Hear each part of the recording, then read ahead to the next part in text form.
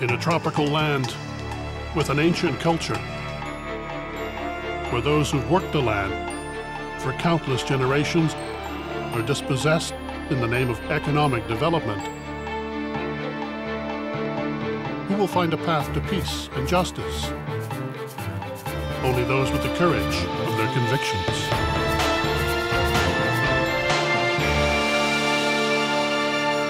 Every day, prayer is how I start my day, and prayer is how I end my day. Prayer, in my sense, is to see in the day-to-day events, what am I doing that's right? What am I doing that needs to be improved? What's God calling me to do today? Father Daniel Vogt's calling took him to Guatemala, to this cathedral in downtown Puerto Barrios. In 1987, I had just finished my theological studies in Chicago.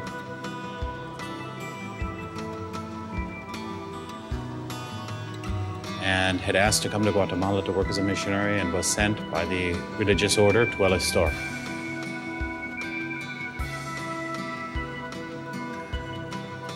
For 20 years, Daniel served this Hispanic parish. Providing sacraments and pastoral care for such a large congregation would be the work of a lifetime for most. But Daniel feels a second calling to help those who live far from the gates of his cathedral.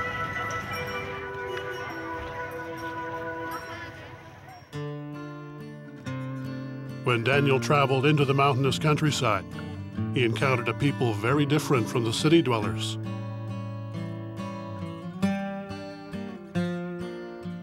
They are descendants of the ancient Mayans, a people now known as the Kekchi. The Kekchi people have a real strong sense of collective nature. Everybody has some share of land, nobody's left with nothing. But all in all, nobody's ever left behind.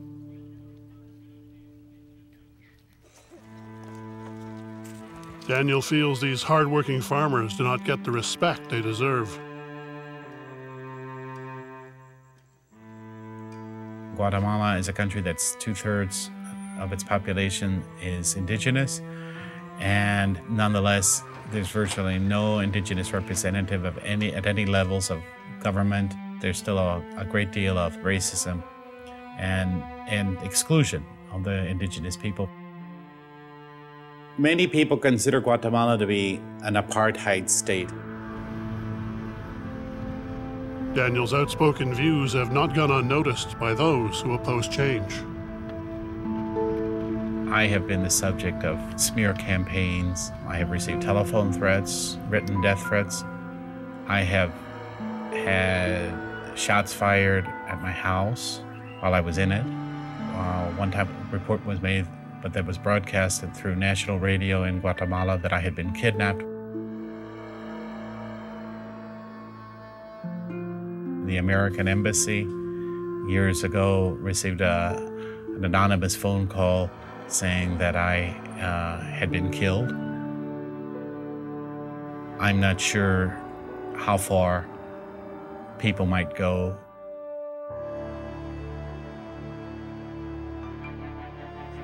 In the Kekchi village of La Union, a government official reads an eviction notice. Though villagers have farmed this land for hundreds of years, they do not have legal title. The government has sold it to a foreign mining company called Sky Resources.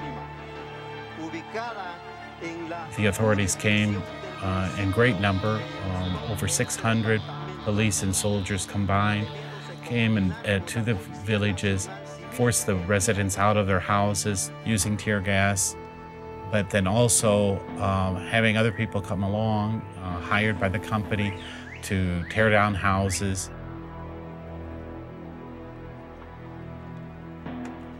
And to, in some cases, burn houses down and destroy crops. Later, company officials would state they had taken steps to ensure a peaceful eviction, but that's not what happened. People who resisted were arrested and beaten. Few villagers differentiate between the actions of company and government officials. No debería ser la compañía. Nosotros también vamos como The company should not be doing this. We're going to gather people to drive out the company. So the company won't be here extracting minerals in our town. Because we are indigenous people, we are Kekchi, we are owners of this land. We want the company to get out. Just like you are able to think, so are we. Before we were not fully aware of the injustices, but now, no. By selling untitled land to a foreign company, the Guatemalan government considers it is fostering development. Daniel sees it differently. I'm utterly disgusted by the way the Guatemalan government and the mining companies have acted in general with the Kekchi people. Daniel is determined to help the Kekchi people get the respect and the land he feels they deserve.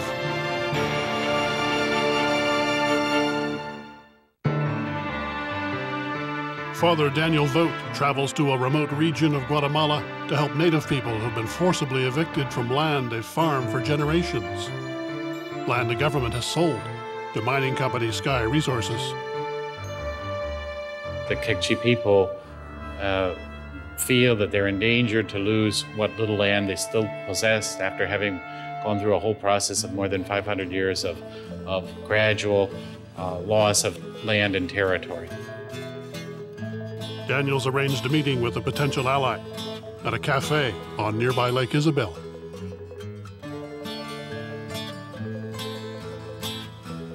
Graham Russell is a dedicated, passionate human rights and third world development activist.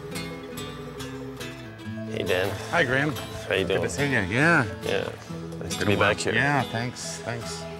Come on into my office. Thanks. My office by the lake. Yeah, wonderful place. Well, thanks for recommending it so many times. Coffee? ¿Tú quieres un café con leche? You'll see. The other one is for me. Bye. Graham agrees to assist Daniel in any way he can, but both men realize they can't help the Kekchi until they fully understand the situation. And like I said, it's something that's taken us a lot of time because it takes a lot of time to do these kinds of processes right. It's not something that you can just do overnight. Daniel wants to know if Sky Resources has commenced mining operations. He learns they are not starting from scratch.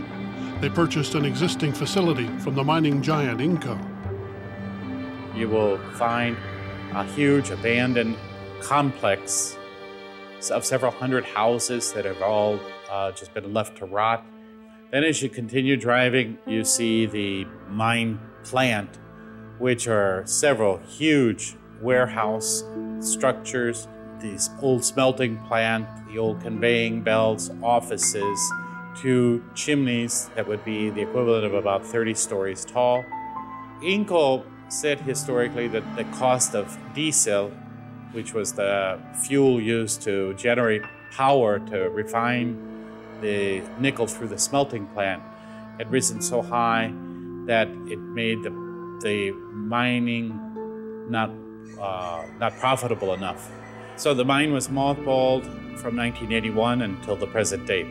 It appears that work to refurbish the plant has only just begun. In a village a few kilometers away, Graham interviews a Kekchi family about the forced evictions in nearby La Union. For this woman, the incident is a replay of terrible events from the past when the first mining company arrived.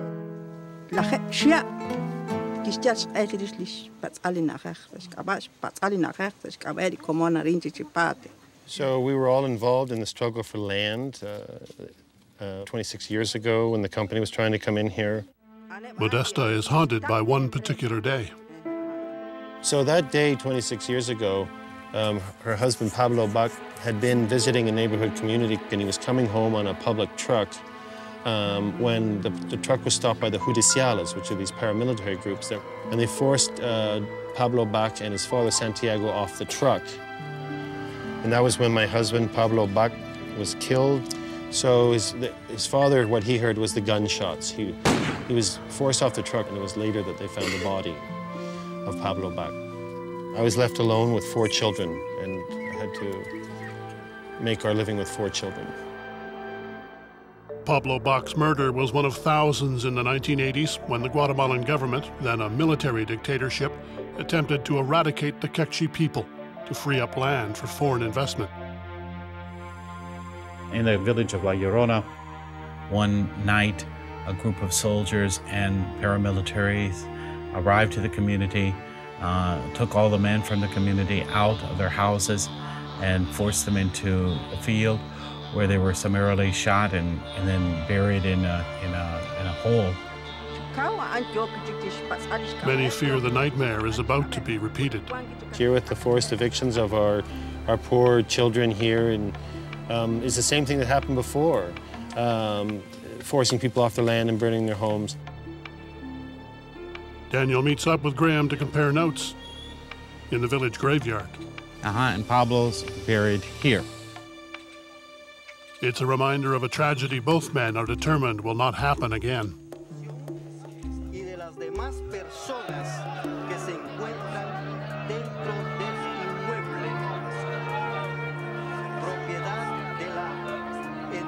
Pressuring the Guatemalan government to recognize the rights of the indigenous peoples of Guatemala to their land, territory, and natural resources. That's our priority.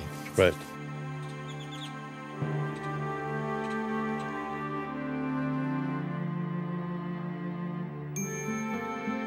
At a community meeting place, Daniel hopes to discuss tactics for pressuring the government with Quechua leaders. He discovers they're in no mood for that.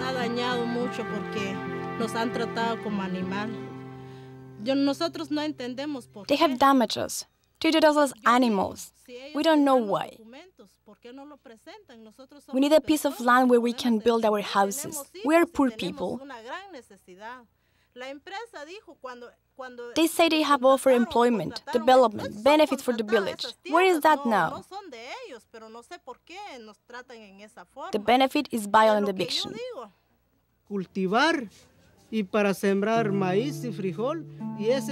They have lied. Why do they want to rule the town? We were born there, and we will live there, and then our children will want the land. If they want eviction, they should leave. They view this situation about mining as another terrible reminder of the tragedy that they've already suffered. And they're very decided that they're not going to allow these mining projects to go forward. Our ancestors were blind, but not us. We are prepared. We will keep fighting. We will not give up. A fight may be just what some government officials are hoping for, to justify deadly reprisals, to sweep the Quechua from their land forever. I think that Guatemala is a tinderbox. I think that it can break into flame at any time. The situation here is extremely fragile.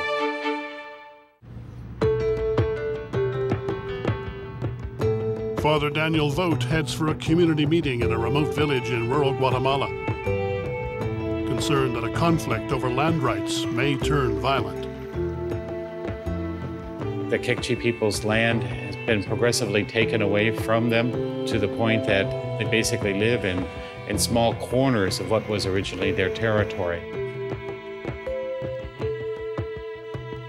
At the present time, they mostly live in areas that are not particularly suitable for agriculture, which is really the basis of their culture. They live mostly in mountainous areas.